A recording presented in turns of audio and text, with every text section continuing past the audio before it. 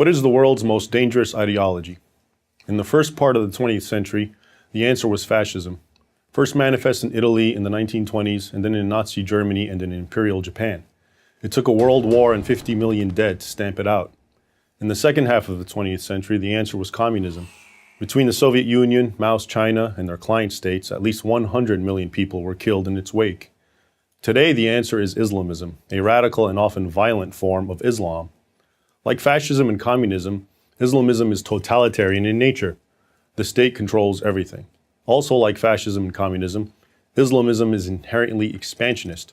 It always seeks to get bigger, cross borders, and bring as many peoples as possible under its control. And, like fascism and communism, many of Islamism's adherents are prepared to kill to achieve its aims. Those aims are antithetical to everything Western and other free societies stand for. Free speech, free enterprise, freedom to practice or not to practice any religion, freedom of assembly, a free press, and, of course, fundamental human and civil rights for all their citizens. Islamism completely rejects the Western principle of separating religion from government. In its view, governments are legitimate only if they rule according to religious law, in Islamism's case, Sharia, Islam's extensive body of sacred laws. Sharia is based on the teachings of the Quran and the Sunnah. The Quran is believed to be the literal words of Allah as revealed to his prophet Muhammad in the 7th century, and the Sunnah consists of the words and deeds attributed to Muhammad. Islamists interpret Sharia to hold that anyone born Muslim must remain Muslim and face execution if they convert to any other religion, that adulterers must be stoned to death, that anyone who insults Islam or Muhammad must either be severely whipped or executed, and that thieves should have a limb cut off. In addition, Islamists condone polygamy and child marriage.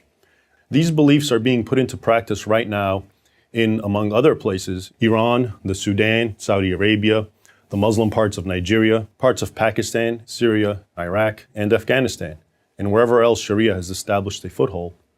If Islamists were content to live under strict Sharia law in their own communities and leave everyone who doesn't want to live that way alone, they wouldn't be a threat to the rest of the world.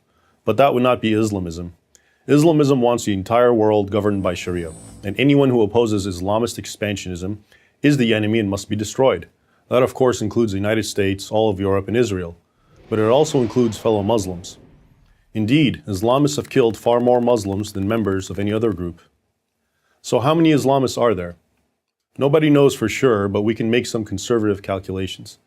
There are approximately 1.5 billion Muslims in the world. How many of these are Islamists?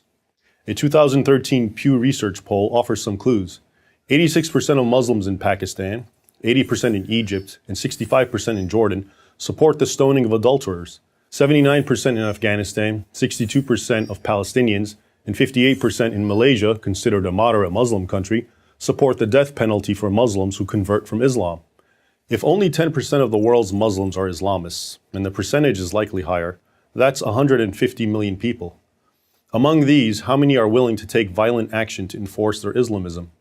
Here we're talking about Al-Qaeda, the Islamic State, the Taliban, Hamas, Hezbollah, Boko Haram, Al-Shabaab, and other groups that send suicide bombers into markets, explode car bombs at funerals, throw acid in the faces of girls who attend school, murder sisters or daughters who defy the will of a brother or father, or who fly hijacked airplanes into buildings.